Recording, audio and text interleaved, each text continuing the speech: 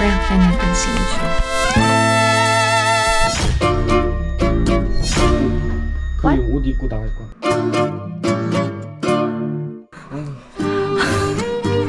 Let's go! 아니 그 옷 입지 마. 갈아입으면. 아니야!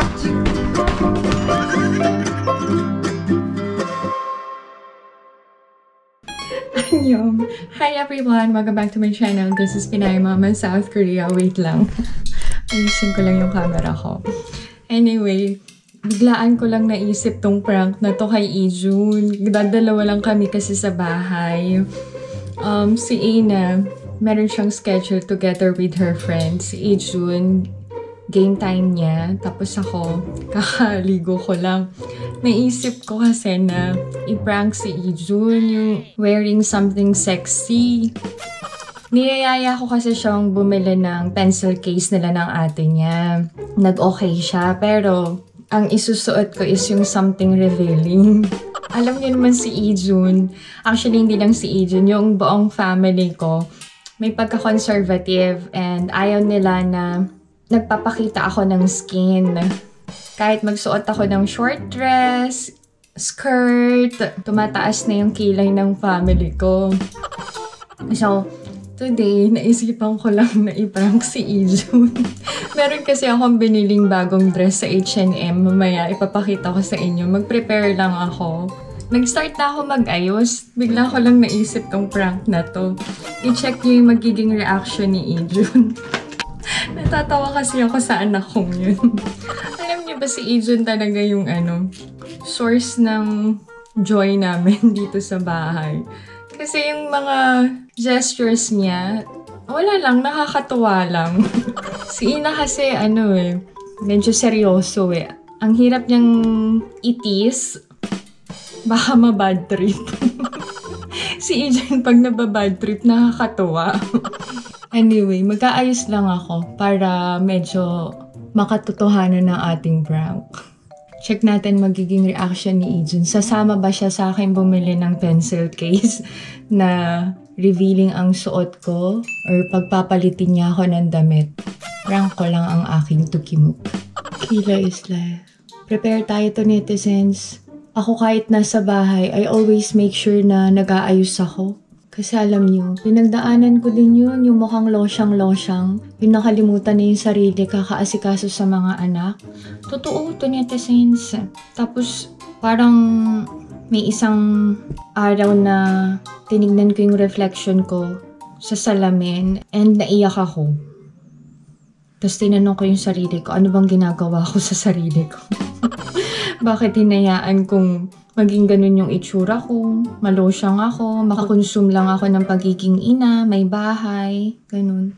Hindi pala dapat ganun to, netizens.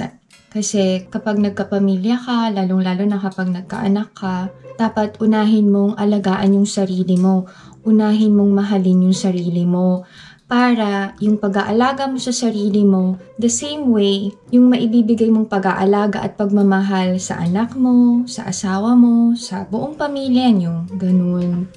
At saka, magiging reflection tayo ng mga asawa natin. Kung mukha tayong nalosyang, so ibig sabihin hindi magaling mag-alaga yung mga asawa natin. Naghanap ng sisisihin char lang. Hindi. Siyempre, responsibility din tayo ng mga asawa natin. Siyempre, kayo mga mister, dapat i-check nyo din yung mga asawa nyo. I-ask nyo kung may mga kailangan ba sila, kung ano yung mga gusto nila, ganyan. Okay. Okay na ba? Okay naman. Simple lang. Simpleng ayos lang. Alam nyo, naisip ko nga mag-red lipstick eh. Pero baka lalong mairita si Ijun eh.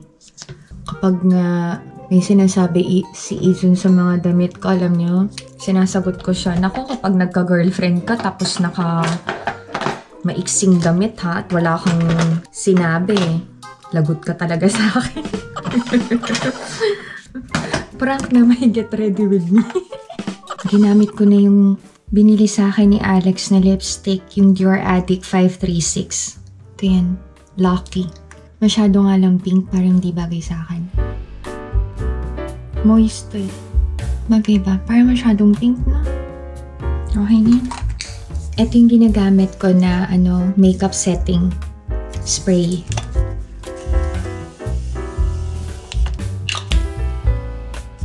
Mag-dry lang ako ng hair to netizens. Diyan na kayo.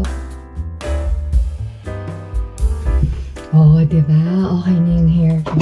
Ito yung ginagamit ko sa buhok ko. Essential Hair Oil Serum from Innisfree. Okay, prepare na natin yung OOTD natin for my prank. Sayang wala si Ina and Alex. Wait. Kailangan kong planchahin to netizens. Ito yun. Oh, diba? Ang baba ng neckline. Planchahin ko lang. Para neat pa rin kahit prank. Parang walang pinagbago. Magaling ba kayo mag-plancha to netizens? Ako, forte ko talaga yung paglilinis and pag-organize ng bahay. Yung pagluluto, natutunan ko na lang yan. Ba't ba ako kinakabahan sa prank ko? Si Ijun, alam niyo ba?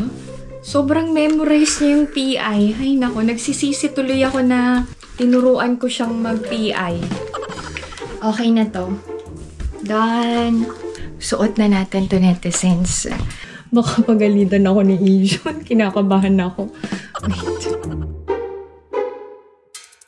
Okay. Hindi naman ganun kalaswang tignan pala. Okay na to. At least, mababa lang talaga yung niya. Neckline niya. Revealing sa dibdib. Pero, hindi naman bastusin tignan. Ganito siya to netizens. Okay. Anong accessories natin? Mag-pearl set na lang tayo. Bala ko sanang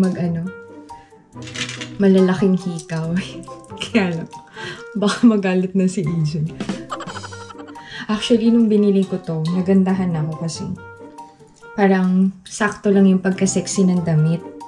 Tapos nung pagkakita ko, ay, naku, baka pagalitan ako kapag ginamit ko to. Saan ko to nabili? Sa H&M. Mag-pintas tayo. Tapos mag-rings tayo. Okay na. Okay na. Simple lang. Gagamitan natin perfume ngayon ay from Jo Malone. English Hair Freesia. Freesia. Oh, sakto lang. Ready Blake ang aking bag. Prank na natin si Ijun. What? 옷 입고 나갈 거야. Oh, we're gonna buy your pencil case. Let's go. 옷 입. Let's go. 아니 그 옷 입지 마. Ay, why? Let's go. Come on, you put on your jacket. Come on. 안 가. 엄마 때문에 삐졌어. 엄마 그런 옷 입으면 나 못 가. Ada, let's go. I'm gonna put on my coat. 안 가. 입지 마. What's wrong with my clothes? It's okay.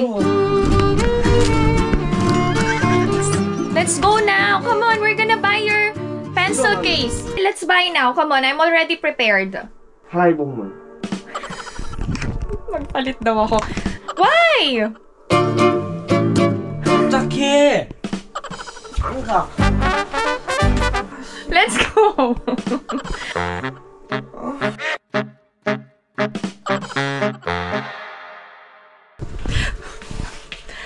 Araso.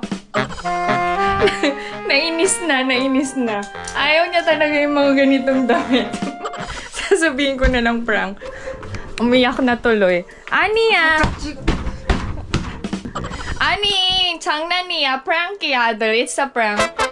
이거 입으면 안 돼? 엄마 눈치 없어 엄마는. 알았어, 미안해. So, talagang no-no yung mga ganitong damit. Kinabahan ako kay Ijun. Wag na nga. Tama na tong prank na to. Ay, naku to netizens eh. Kasi kayo nagbibigay sa akin ng idea. Sinis tuloy yun. At least, alam ko na concern pa rin sa akin ang 2K. And siguro nahihiya din siya. Kahit naman sino. Siguro kapag bibili ng pencil case, hindi talaga appropriate tong ganitong damit, no? Anyway, that's it to netizens. Oh, nakita niyo yung reaction ni Izu na ayaw talaga niya yung mga ganitong damit. Tapos yung mga bulaklakin. Pero hindi ko talaga mag-give up yung floral na dress. Feeling ko kasi bagay talaga sa akin. Bibili na lang kami ng pencil case niya. Sumama na kayo. Sama na kayo. Nagtatago. Oy. Okay, we're gonna buy the kids' pencil case. I'm sorry. Ate!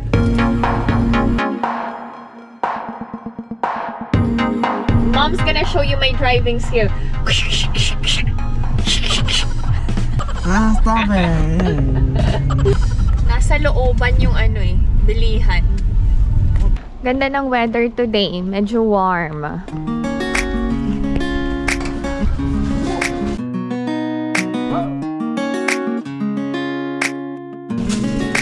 Madami ng mga magulang ang namimili. Kuko.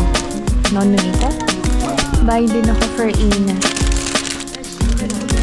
Okay, ito para sa kanya. Ito para kay Ina. Bibili din kami ng indoor shoes nila for school. Kabok ka. So, we paid 14,800, dalawang pencil cases, and isang indoor shoes. Hindi ko binilhan si Ina ng indoor shoes kasi hindi ako sigurado dun sa size niya.